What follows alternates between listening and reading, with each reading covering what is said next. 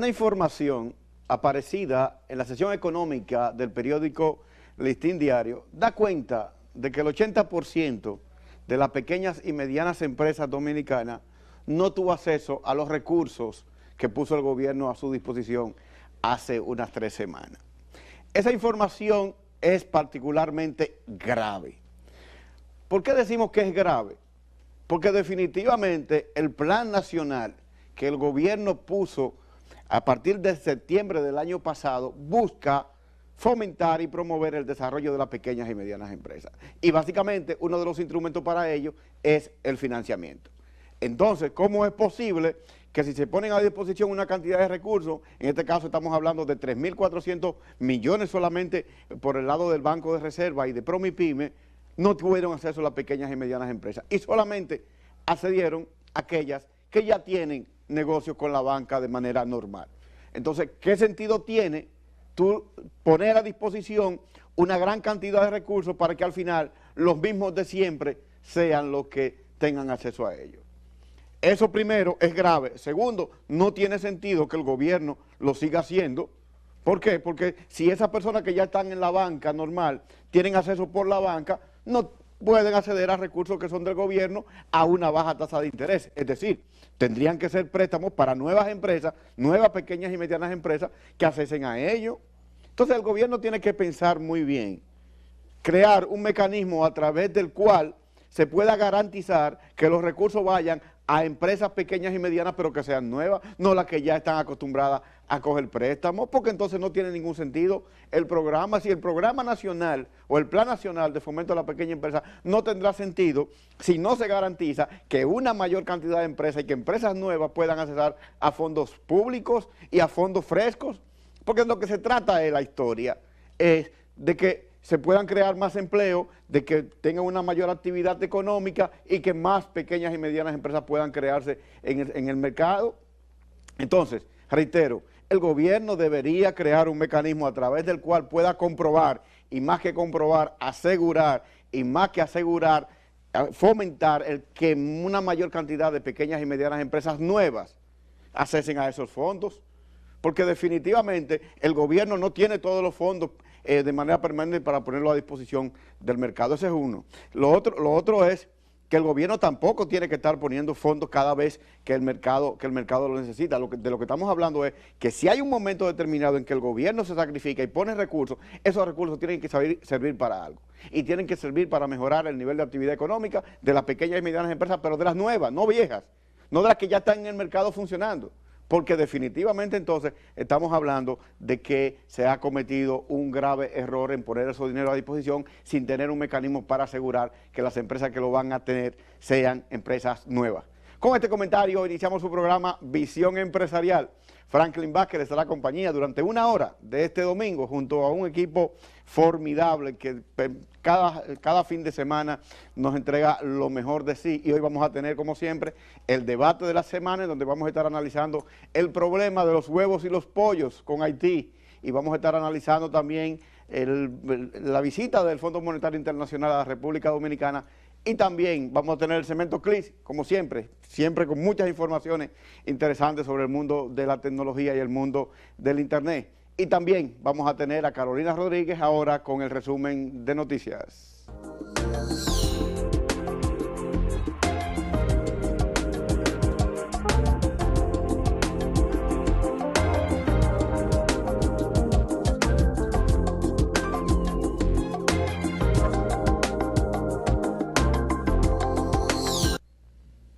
Este es el resumen de noticias de Visión Empresarial. Iniciamos en el plano político-social.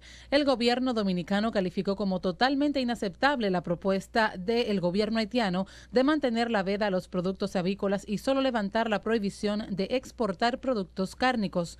La posición fue planteada por el canciller Carlos Morales Troncoso en el Palacio Nacional luego de reunirse con el presidente Danilo Medina, quien a propósito advirtió que se adoptarán medidas que podrían ser drásticas para evitar que la producción de huevos y pollos dominicanos dependa del mercado haitiano.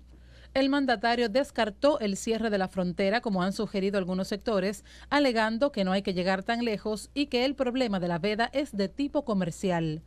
Continuando con el tema, el ministro de Agricultura, Luis Ramón Rodríguez, y los productores de huevos acordaron sacrificar 1 millón de gallinas ponedoras para reducir la producción y adecuarla a la demanda nacional. Explicó que entre República Dominicana y Haití se mantendrán las conversaciones para tratar de buscar una solución a la veda impuesta por las autoridades del vecino país. Por otro lado, la Oficina para el Reordenamiento del Transporte, OPRET, y el Ayuntamiento de Santo Domingo Este anunciaron la continuidad de la segunda línea del Metro de Santo Domingo. Dicha línea correrá desde el puente Francisco del Rosario Sánchez hasta el Instituto Técnico Superior Comunitario en San Luis. La construcción de la obra ronda entre los 850 millones de dólares y se estima que beneficiará a unos 170,000 pasajeros. Mientras se incrementó de 15 a 17 el número de provincias sospechosas con el virus H1N1, según un informe del viceministro de Salud Pública, Rafael Chifino. Este consideró que es normal que el virus de la influenza se expanda para esta temporada ciclónica. El expresidente Hipólito Mejía rechazó la condición de Miguel Vargas, quien a través de una carta propuso que él sea seleccionado como el candidato presidencial del Partido Revolucionario Dominicano como solución a la crisis y se realiza la Convención Nacional Ordinaria en febrero del 2014 para escoger la dirección nacional de ese partido. En una carta enviada a Vargas, Mejía le dice que analizó su propuesta junto a los demás compañeros de esa organización y que encontró en su simple lectura un marcado divorcio con el espíritu participativo y transparente que ha convertido al PRD en la escuela de la democracia dominicana. Y el empresario Frank Jorge Elías, acusado de violencia de género contra su esposa Sandra Curdas, solicitó al tribunal otorgarle un permiso para salir del país por 15 días y que le sea fijado un domicilio en Casa de Campo, La Romana. El tribunal le había variado la medida de coerción de prisión preventiva a una fianza de 2 millones de pesos en efectivo a través de certificados financieros del Banco Agrícola, presentación periódica e impedimento de salida. Nos vamos al plano internacional. Las protestas en Brasil que iniciaron por una demanda de disminución al precio del pasaje y que se extendió a otras reivindicaciones sociales congregó la noche del pasado jueves a cerca de 300,000 personas en Río de Janeiro, degenerando en un choque entre grupos de manifestantes y policías que dejó 62 heridos, 10 detenidos y rastros de destrucción en el centro de la ciudad. La manifestación de Río de Janeiro fue la mayor entre las que comenzaron la semana pasada en todo ese país. Y pese al anuncio en la reducción de los pasajes, estas han continuado. Regresamos al país ahora en el plano económico. De acuerdo al Banco Interamericano de Desarrollo, los bancos de desarrollo de Latinoamérica han pasado en la última década de ser un lastre para las cuentas de los gobiernos de la región a convertirse en instituciones solventes y con futuro en áreas clave como la lucha contra el cambio climático. En un estudio que abarca 56 bancos públicos en 22 países, el BID concluye que esas instituciones tienen un papel clave en la actividad crediticia del continente. Finalmente, el Senado aprobó en primera lectura el proyecto de ley que crea la entidad pública denominada Mercados Dominicanos de Abasto Agropecuario Mercadom, que administrará los mercados mayoristas, dejando en manos de las alcaldías los mercados minoristas. Hasta aquí el resumen de noticias de Visión Empresarial. Soy Carolina Rodríguez. Mantenga la sintonía.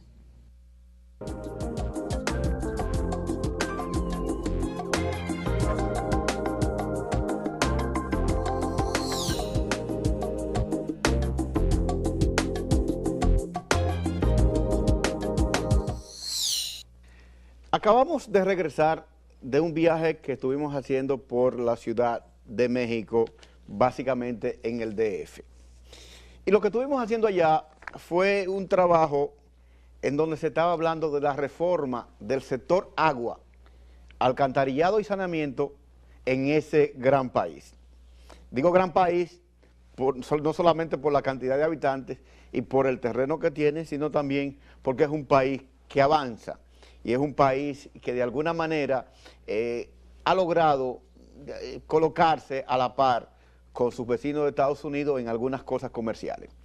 Pero el tema en cuestión es el siguiente.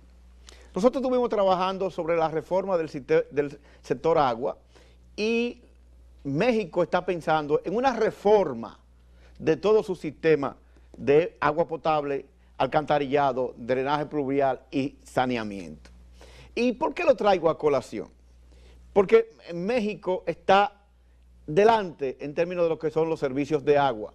Y cuando digo delante es que 100 y pico de millones de mexicanos tienen acceso a agua. Y hay zonas en donde, provincias, en donde el 100% del agua es potable. Es decir, que la gente toma agua de la llave, sin ningún tipo de problema y sin ningún tipo de posibilidad de enfermedad.